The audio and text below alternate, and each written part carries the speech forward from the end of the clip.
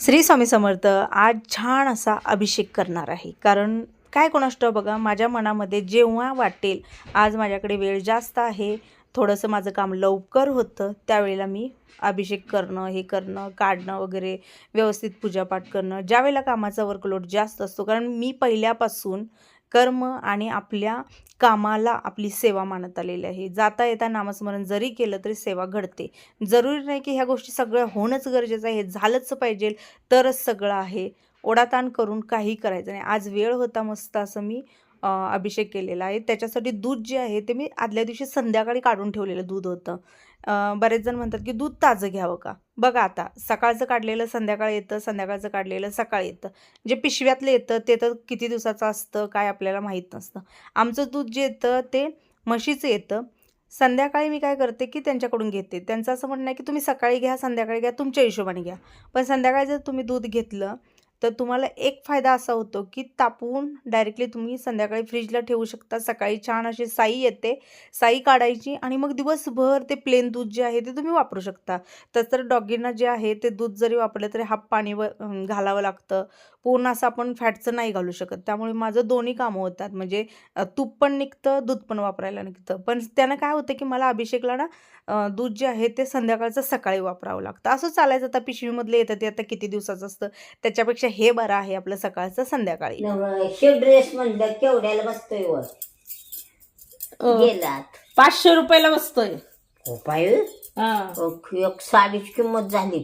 तुला पाहिजे तर आजी काय म्हणते माहिती आहे का? मला म्हणते ते दाखवून, हे एक ड्रेस आहे ना, मला एक ड्रेस घेऊन दे. आणलेला म्हणजे ते 60-60 रुपयाला मी तुला पैसे देते म्हण. बघितलं का लगेच पैशाचा व्यवहार काढत्या ह्या ड्रेस मध्ये. कृष्णाला बाकी नाही कोणाला. तरुणपणी संसार पळायचं पळायचं पळायचं. तुम्ही दुई घरचा संसार करताय. भगवंताचा बी संसार आहे आणि तुमचा बी आहे. तसं ते आज सुद्धा खरं येत नाही. संसार सागर अनंत लाटा, तूच तरवून नेहरे अनंता. संसार सागर अनंत लाटा आहे, पण भगवंताला सांगायचं तूच तरवून ने. तोच तरवून नेतोय का आपण नेतोय का? मग त्याचा योग देव आणि त्यालाच योग देव आहे. तुझ्या जावयाला जरा नाथ जावयाला शिकव की देवाची पूजा करायला. अरे नाथ जावाय पाया तर पडतो वाकून जाता येता कुठे देवाला. शास्त्रात खरा नियम आहे, पुरुषानच घरची पूजा करायची आहे, बायकांनी करायची नाही. नियम आहे शास्त्रात. पण करत नाही ते. पोरं जाते देवा पशुक सारखे जाऊन हळद कुकू काढून घालून ते बारकं सुद्धा जात या. आनंद सुद्धा जातो. ती कुकू घ्यायचं असं टाकायचं, आपण लिहायचं कपाळ भरून तेल टाकायचं, मला लावायचं. कधीही मी पूजा करायला जर सकाळची बसली तर आई असू दे किंवा आजी असू दे, दोघी जरी असेल ना तर माझ्या कडेला येऊन बसणार. मी कशी पूजा करते, काय करते बघणार. थोड्याशा 4 गोष्टी ज्या असतात हिताच्या, जसं आता आजी बोलली. आता पुढे तिने एक स्टोरी सांगितलेली आहे बघा, कीर्तनामध्ये सांगितलेली. ती गोष्ट खरी आहे बरं का, की बाबा घरातल्या सगळ्यांनी करण्यापेक्षा कोणीतरी एकानं केलं तरी त्याचं फळ मिळतं. मी एवढं करतोय तरी दंगा करते नाही. बायको अशी लय कीर्तन आपली देवपूजा हे करायची. मग लय तिचं पुण्य झालं. लय पुण्य झालं. स्वर्गात नाही मायन आलं तिला न्यायला. ती म्हणली माझ्या नवऱ्याला घेतल्याशिवाय मी येत नाही म्हणते. माझ्या नवऱ्याला घ्या मोहर. मग ती मग नवऱ्याला म्हणली चल ये मायनात बसून. बायको सांग तो का म्हणला मला वेशाला पाहिजे. तिला वेशा घेतली तर मी येतो नाही. त्या नेहमी यशाकडे जायचं. मग यशाकडे गेलं ये माय. तर ती का म्हणली मला सारं गाव लागतं, मग ह्या गावाला मग मी अशी म्हणली. म्हणून का सांगितलं, एक तरी माणूस पुण्यवंत असं देवाची पूजा करणार असलं तर त्याचं पुण्य सगळ्याला मिळत. असं कीर्तनवाल्यानं सांगितलं होतं बघा. घरात एक तरी बाई देवपूजा हे करणारा पाहिजे पुरुष. नाही सगळ्यांनी करत नाही म्हणजे करायचं काय करायचं माहित नसते. त्यामुळं नंतर ही दंगा चालू होती. आता तुम्ही नोकरीला जायचं ते कवा करायचं. मग आम्हाला सकाळी उठलं की पहिला कामाची गडबड असते. एकदा लई आजारी होते तेव्हा मी ह्यासने पुजा तरी म्हणताना त्याने आपलं पाण्यात घालायचं, एक उलटा एक पालटा कसं तरी ठेवायचं आणि असं टाकायला पाया पडायचं, तेवढं तर कर पाण्यात तरी घालायचं. सगळं आवरून दादा जरा बसलेले होते तोपर्यंत सागरचा छोटा आलेला होता. मामा हे मला सांगा, कुठलं काय त्याला थोडंसं कळेना झालं. तर पोरानं सांगितलं की बाबा कधी नाही कळलं वगैरे, काही समजलं नाही. किट्टो आहे, आर्यन आहे, नसेल तर दादा आहे, आम्ही आहे, तुम्हाला व्यवस्थित सांगितलं जाईल. तर ते आता स्कूल सुरू झाल्यापासून येतात, थोडंसं मार्गदर्शन करतात, घेतात, तसे तुमचे दादा करत होते. तर चला मी तयार झाले. टायमिंग बघा, बरोबर 10 वाजलेत 11 वाजले. आणि हिची गडबड बघा, 11 वाजले, 10 वाजले, चला चला 10 वाजले 10. 10 वाजले तर आम्हाला पोर म्हणलं 11. साडी नेसले कारण देवदर्शन वगैरे करायचं आहे. बघूया कुलस्वामीला, माहेरच्यांना, सगळ्याला जायचंय. काय होते बघूया. दादा आले की लगेच दुसऱ्या तिसऱ्या दिवशी आम्ही प्लॅन केला गावी जायचा, कारण आजीनं तर उचल खाल्लेलीच होती, मला जायचंच आहे, कारण तिच्या मूडवरती असतं. आणि गाडीत बसल्यानंतर कारण काय देते बघा सागरला, मला जांभळं खायची होती. इतर वेळी महिना राहते, यावेळेला काय झालं तर दिला देव जाणे बाबा, म्हणून जायचंच म्हणत होती. तर असो मग त्याच्यासाठी प्लॅन केला. सोबत आमचा जो वाळखिंडीचा देव आहे, कुलदैवत मसवडचा सिद्धनाथ. आता मसवडला तर जाऊ शकत नाही, पण तिथं मंदिर आहे वगैरे, म्हणलं चला आपलं जे गावदेव आहे ते तरी करूया, म्हणून मग आज प्लॅन केलेला आहे. आता 10-12 रोज राहिले. राहायला काय होतं, चला चला चला चला मागे लागल्यास का आप्पा नाही म्हणून कर्म ना, हा? आप्पा नाही म्हणून कर्म ना. आप्पा नाही म्हण कर म्हणा होय रे. अगं काय जांभळ कशाचं येडा बघितलं का? साखरेला जांभळ चांगलं असतं म्हणून ते काय लागले ते असे. एक तरी यायच होते का आता, यायचं काय अनेक बिकावं, आल्यावर एक महिनाभर राहायला सोडल्या, चला चला चला चला मागे लागल्या. यायच पुन्हा काय काय घेतले ग, त्यात उन्हाळ्यात नाही, पाण्याची लई वरड. ओटीच हा घेतले. चल की रे, नाही बाई, मला कामायचं. चल की एक दिवसात जाऊन या उद्या. काम गाडी नाही त्यांची, शाळेची गाडी नाही, इथं शाळेचं बाहेर शाळेत सोडायचं जरा सवय उपरे. चला. आजी खुश आहे बघा, जायचं म्हणताना, लोक यायचं म्हणताना खुश होत्यात, ही जायचं म्हणताना खुश होत्यात. वेळ काय लागलाय जांभळं, तिला ती साखर आहे, तिचं असं म्हणणं आहे की जांभळं खाल्ल्यानंतर साखर कमी होते, तर ती साखर कमी करण्यासाठी आणि ते जांभळं खाण्यासाठी गाव गाठायचं आहे. म्हणजे काय, कोणाला कशाचं याड, कोणाला कशाचं याड. सिटी बेल्ट घालायचं, लगेच वाजायचं चालू होतं. आता जवळजवळ 4 तासाचा प्रवास आहे. सकाळी 6ला निघणार होतो, 6ला निघता 10 वाजलेले आहेत. सगळं बघायचं, सगळं आवरायचं, सगळं ठेवायचं, खूप गोष्टी असतात घरातनं बाहेर पडेपर्यंत. आणि किटो नसल्यामुळं मग बरीचशी सोय करून यावी लागते मागं. पाणी आटले पूर्ण, चांगली जवळ म्हणजे चांगली मिरज एवढं आलं का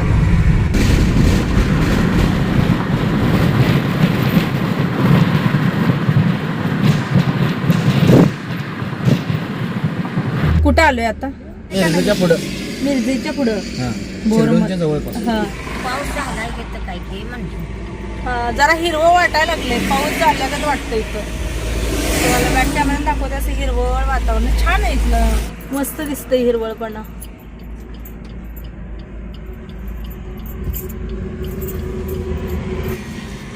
हे काय एक सलग बसून म्हणलं तिच्या पाठीला जरासा त्रास होईल म्हणून थोडंसं सीट जी आहे त्या आधी थोडीशी अशी पाडून दिलेली होती. पण त्याच्यानंतर जो बेड होतो ना, तर याच्यामध्ये पण काय काय असतं बाई, ते वरून टाकायचं वगैरे, ते घ्यायला लागतं आपल्याला. पण नॉर्मल जो बेड होतो ना, तो आम्ही केला. म्हटलं ती झोपाय, पण नको म्हणाली झोपायला. कशाला झोपाय. बरं, मला ना काल कमेंट आलत्या की तुझ्याकडे तर बोर आहे, मग पाण्याचं कसं काय प्रॉब्लेम म्हणते. तर बघा, मे महिन्यामध्ये, आता बाकीचे 11 महिने फुल बोर चालतो, पण मे महिन्यामध्ये आम्हीच नाही आहे तर आमच्या पूर्ण एरियातले बोर जे आहेत ते म्हणजे बंद पडतात, कारण का कडक उन्हाळा असतो आणि इतावर आमच्यात बोर आहेत, म्हणजे प्रत्येक प्लॉटला बोर आहे. मग आता किती जणांचं चालणार, ठराविक 1-2 सोडलं तर बाकी सगळे बोर बंद आहेत. एवढा लांबचा प्रवास आम्ही आता केला, तसं आम्ही घरी जाऊ. आम्ही जुनोनीत आलोय. हायवे जे तिथून सुरू झालाय, हा हायवे डायरेक्ट अक्कलकोटला जातो. मध्येच ना एका जागी आम्ही गाडी थांबवली आणि थोडंसं थंड काय तर पिऊया म्हणलं. मग बघितलं ज्यूस वगैरे, आता तयार ज्यूस जे असतात ना बॉटलमध्ये ते शक्यतो टाळा. फ्रेश कोण बनवून देणार असेल तर जागच्या जागी घेऊन प्या.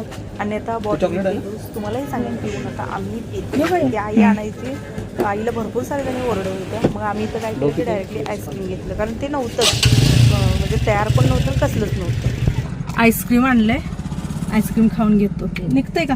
त्या आईचं पण निघेल ना. कळनाच. मग निघणार की. चांगला आहे का? छान आहे की. आहे ना? जरा हे होऊ दे लगेच. चांगला आहे. एकदम थंड नको बाई खाऊ, आणि सर्दी झाली, खोकला आला, ताप आला. गाड्याला आम्ही ना हातीतमध्ये आलोय. इकडं ह्या भागात तुम्हाला सांगू, जे दुष्काळी भाग म्हणतो ना तसा दिसायला लागलाय. सगळ्यांना गवत सगळी वाळून जळून चालल्यागत, करपून चालल्यागत दिसायला लागलाय भाग. खतरनाक अवस्था आहे बघा इकडे. माझ्यामध्ये एक पण पाऊस झालेला नाही बघा. सांगोला साईडचं वातावरण जर बघायला गेलं तर बघा, गवत सगळं करपून गेलेलं आहे.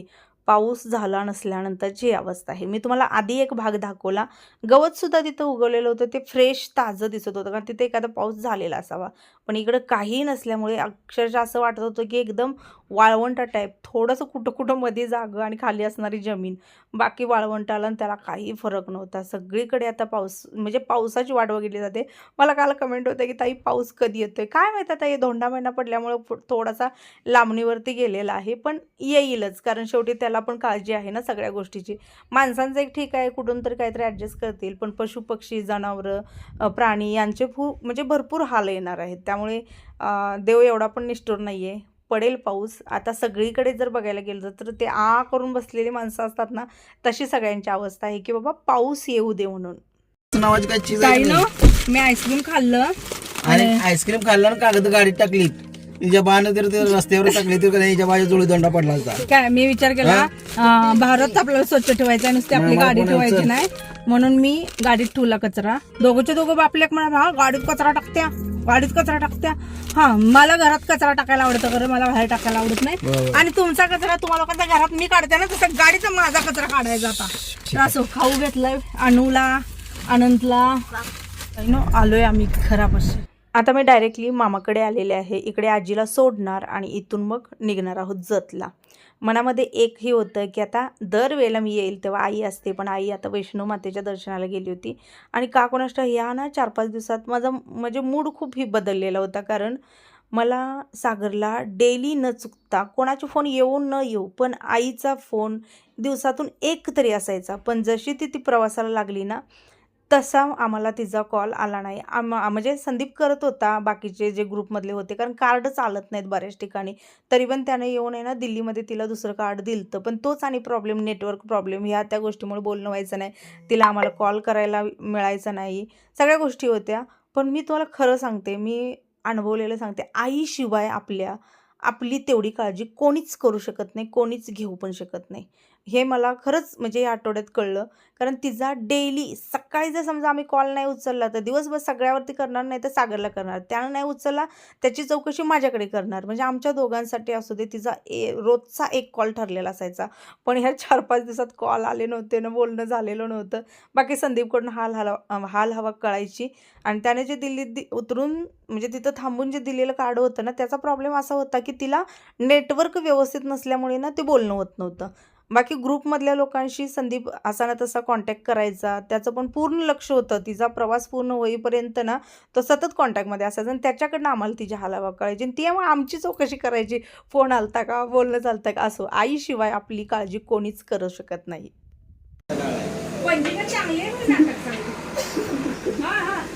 आजीची ऍक्टिंग आहे ती.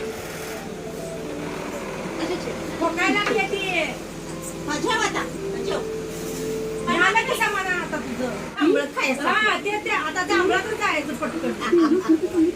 बाहेर यायचं का नाही, जांभळं खाऊन कमी येतं. गोळा करून ठेव आठवड्याची पावडर करायची. मला सांगितलंय हातानं गोळा करून खायला लागले. जांभळं खाता का, पिकली का,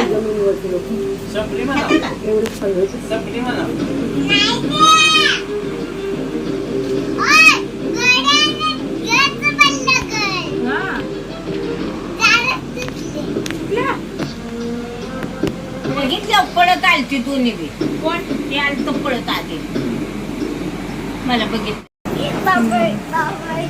आणि तुला मारलं कुणी मारलं का आणि गुडघ्याला काय झालंय आणि बरोबर त्याला कपडे आणि हिला फ्राक दिलते मी आता हा हा हा कुठून मला के जिब जिब बघ मी कसं करून ते तमिळ आहे तमिळ आनंद बघतोय बघ असं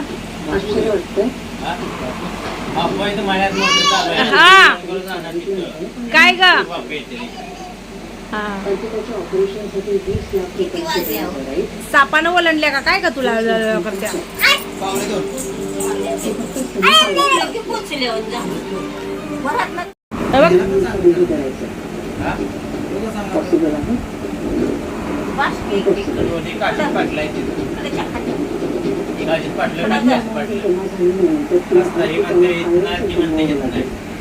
काय होतंय का नो आजीची लय माहिती आहे का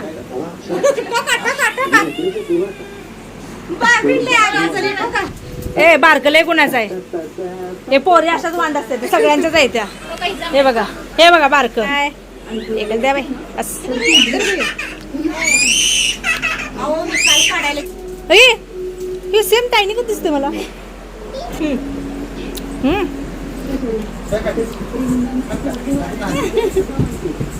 आल्यापासून तेवढ्या नीट सगळ्या संपवल्या तुम्हाला दाखवते ज्या जांभळासाठी आजीने उचल खाल्ली होती मला जायचं आहे त्या जांभळाचं झाड बघूया पूर्ण लकाकलेलं आहे खूप दिवस वाट बघत होती म्हणत होती जसं त्याला फळ आलं तेव्हापासून वाट बघत होती मी की मला कधी जांभळं खायला मिळेल मला जर तिथं सांगितलं असतं रोज हिला किलोभर जांभळं मार्केटमधून आणून दिली असती पण तिनं तेवढं बोलली नाही मला कारण तिथं मार्केटमध्ये मिळतात जांभळं वगैरे सगळ्या गोष्टी अवेलेबल असतात मला काय वाटायचं की मुलांचीच आठवण येते किंवा दादा नसल्यामुळे तिला करमत नसेल अशा सगळ्या गोष्टी मला वाटायच्या पण आता तिचं खरं कारण कळते डोक्याला हातच लावला सगळ्यांनी असं चला या व्हिडिओचा इथंच एंड करते आवडला असेल तर लाईक करा श्री स्वामी समर्थ